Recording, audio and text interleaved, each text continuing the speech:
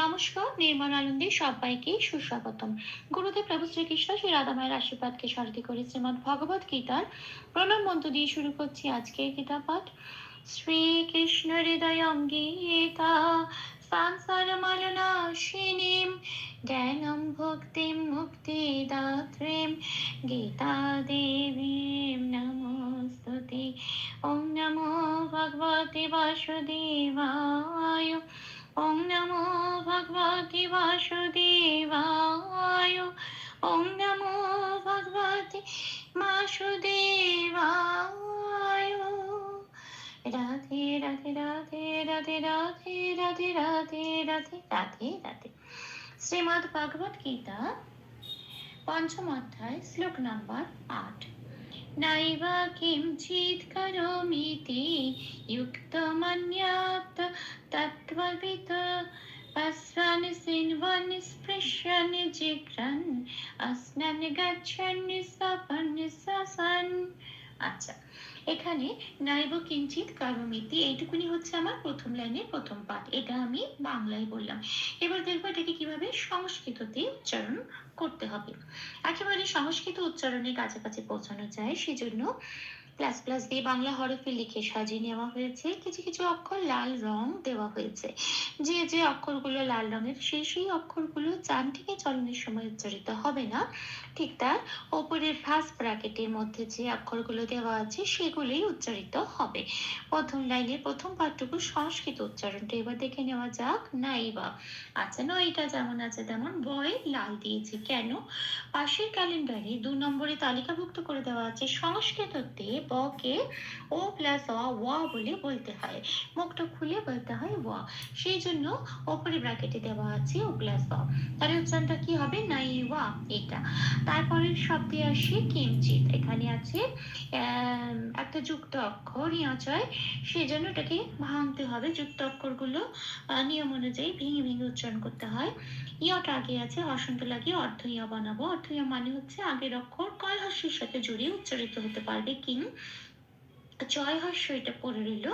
আর খন্দত্ব আছে শব্দের শেষে। শব্দের শেষে খন্দত্ব থাকলে সংস্কৃততে 6 নম্বরে তালিকাভুক্ত করে দেওয়া আছে তয় হসন্ত দিয়ে প্রতিস্থাপিত হয়েছে। তয় হসন্ত দিয়ে প্রতিস্থাপিত হওয়ার পর এইটা শব্দটার উচ্চারণ দাঁড়ালো কিঞ্চিত। এটা আসি পরের শব্দে করমিতি। আচ্ছা, করটা যেমন আছে তেমন, মিটাও তাই, তিটাও তাই। চান্টিংয়ে চলনের সুবিধার জন্য প্লাস প্লাস দিয়ে এক একটি বিটে লিখে সাজিয়ে নেওয়া হয়েছে। তাহলে এই প্রথম লাইনে প্রথম পাঠটা সংস্কৃত উচ্চারণ কি পেলাম? নাইবা কিঞ্চিত করমিতি। আসি পরের পাঠে যুক্ত মান্যতে তত্ত্ববিদ। হ্যাঁ, এটা আমি বাংলায় বললাম। এবার দেখবো এটা কিভাবে সংস্কৃততে উচ্চারণ করব। যুক্ত এই অন্তস্থ জয় হস্যতে লাল রং দেওয়া হয়েছে কেন? 1 নম্বরে তালিকাভুক্ত করে দেওয়া আছে সংস্কৃততে অন্তস্থ জয়ের উচ্চারণ হচ্ছে হস্যই প্লাস অন্তস্থ, কিন্তু উপরে বাকিটা আমি দিয়েছি হস্যই প্লাস অন্তস্থয় হস্য। কেন? কারণ এখানে অন্তস্থ জয় হস্য আছে, সেই জন্য উচ্চারণটা কি হবে? ইউ, এটা। তারপরের অক্ষর আছে কয় তয় ওকার, এটা একটা যুক্ত অক্ষর। কি আগে আছে দেখতে হবে, কটা আগে আছে। তাহলে হসন্ত কাকে লাগাবো? কয়। কেন লাগাবো? কারণ এই কয় হসন্ত লাগানো মানে এটা অর্ধ ক। নিয়ম অনুযায়ী এটা আগের অক্ষর, এখানে যেমন আছে অন্তস্থ জয় হস্য, এর সাথে জুড়ে এ উচ্চারিত হতে পারবে। তাহলে উচ্চারণটা হবে ইউক। আর এই কটা বেরিয়ে গেল, তয় উকারটা পড়ে রইল যেমন আছে তেমন। তাহলে শব্দের উচ্চারণটা পেলাম ইউক্ত। আসি পরের শব্দে মান্যত। এখানে মন্যতে যন্ত্রের 9 জফলাইকার আছে। এই উপরে ব্র্যাকেটে দেওয়া রয়েছে এই জফলাইকারের উচ্চারণটা। 1 নম্বরে তালিকাভুক্ত করে দেওয়া আছে অন্তস্থ জয়ের উচ্চারণ হস্যই প্লাস অন্তস্থ, কিন্তু উপরে ব্র্যাকেটে দিয়েছে হস্যই প্লাস এ। কেন? এখানে 9 জফলা একার আছে তাই। উচ্চারণটা হবে ইয়ে। এবারে এটা 9 সাথে পড়ে দিতে হবে। তাহলে কি হবে? 9 হস্য এ নিয়ে, এটা। তটা পূর্ণরূপে ত বলে উচ্চারিত হবে, কোনো হসন্ত নেই, তাই নেত বলতে পারবো না, আগের অক্ষরের সাথে জুড়ে উচ্চারিত হবে না। তাহলে শব্দটার উচ্চারণ কি পেলাম? ম পূর্ণরূপে উচ্চারিত হবে, নিয়ে ত পূর্ণরূপে উচ্চারিত হবে। তাহলে হবে মান্যা ত, মান্যা ত, এটা। আসি পরের শব্দে তত্ত্ববিদ। তত্ত্ববিদতে তয় তয় ব আছে। এটা একটা যুক্ত অক্ষর, কি আগে আছে? ত আগে আছে। হসন্ত কাকে লাগাবো? ত্বকে। ত্বকে হসন্ত লাগানো মানে কি হলো? অর্থ ত হয়ে গেল। নিয়ম অনুযায়ী আগের অক্ষর ত এর সাথে জুড়েই উচ্চারিত হতে পারবে তথ বলে।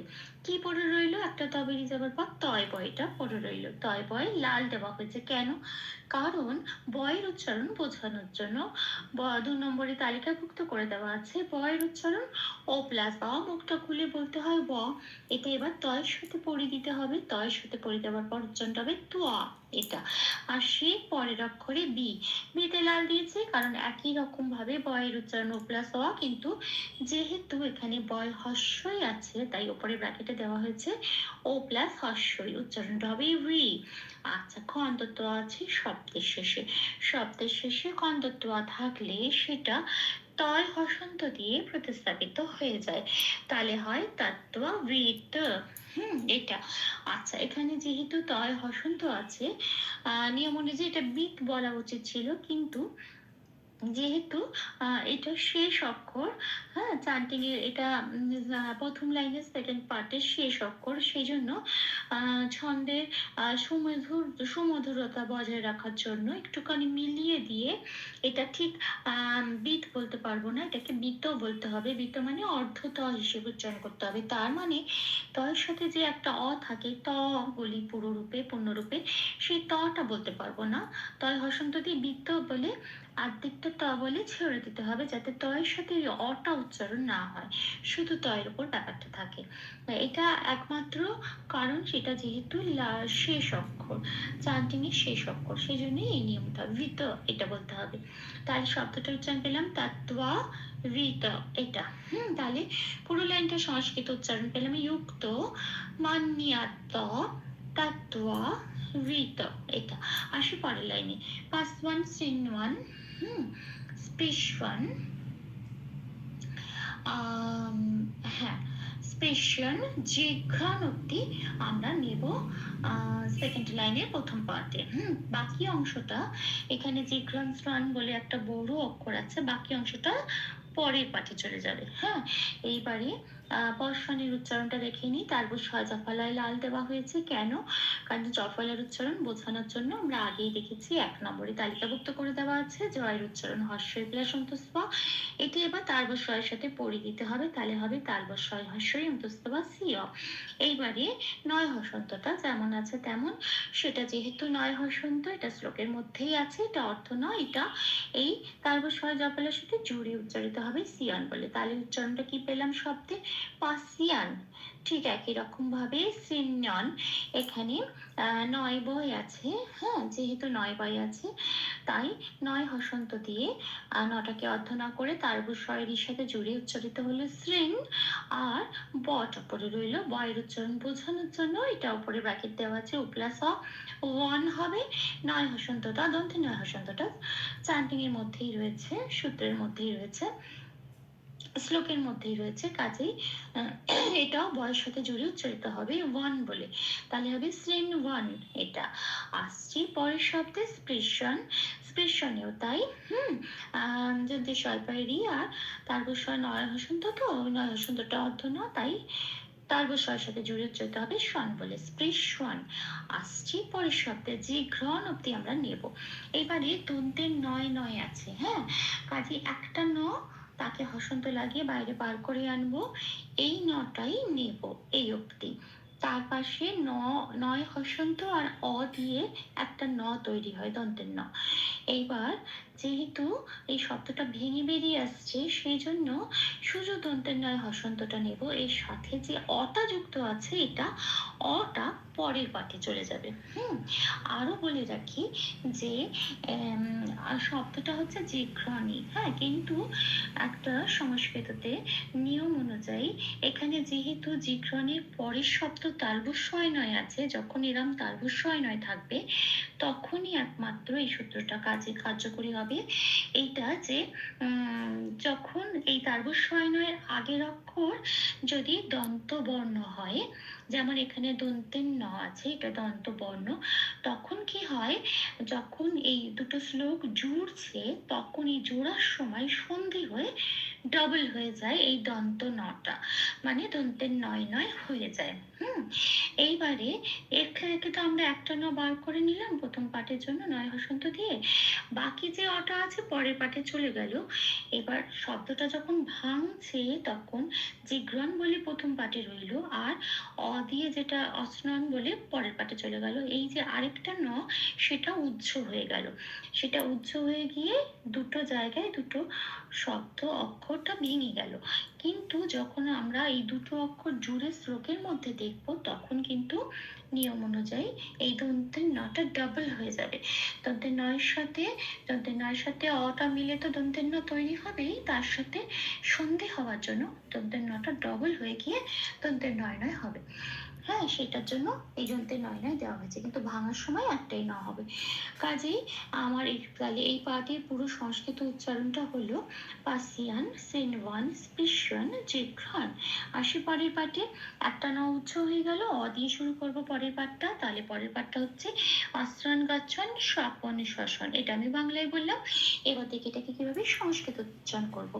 আসনান, এখানেও তাই, তালবস্যটা আগে আছে, হসন্ত লাগিয়ে বের করে অর সাথে জুড়ে উচ্চারিত হলো অস, আর বাকিটা পড়ে রইল নন। গচ্ছনেও তাই, চয় ছয় আছে, চটা আগে আছে, চয় হসন্ত লাগিয়ে অর্থ চ করে গয়ের সাথে জুড়ে উচ্চারিত হলো গছ, আর ছনটা পড়ে রইল।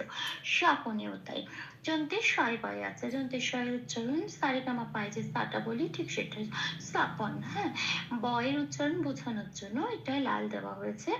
তো নম্বরে তালিকাভুক্ত করে দেওয়া আছে, বয়ের উচ্চারণ ও প্লাস অ, সেটাই উপরে ব্র্যাকেটে দেওয়া আছে।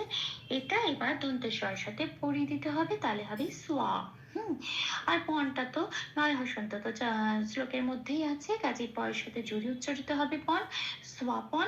এক্স্যাক্টলি শ্বাসনটাও ঠিক সেরকম। তারপর শয় বয় আছে, বয়ের উচ্চারণ বোঝানোর জন্য উপরে প্লাস অ দেওয়া হয়েছে ওয়া, এটা তারপর শয়ের সাথে পড়ে দিতে হবে সোয়া সান, যেটা আছে সেটা।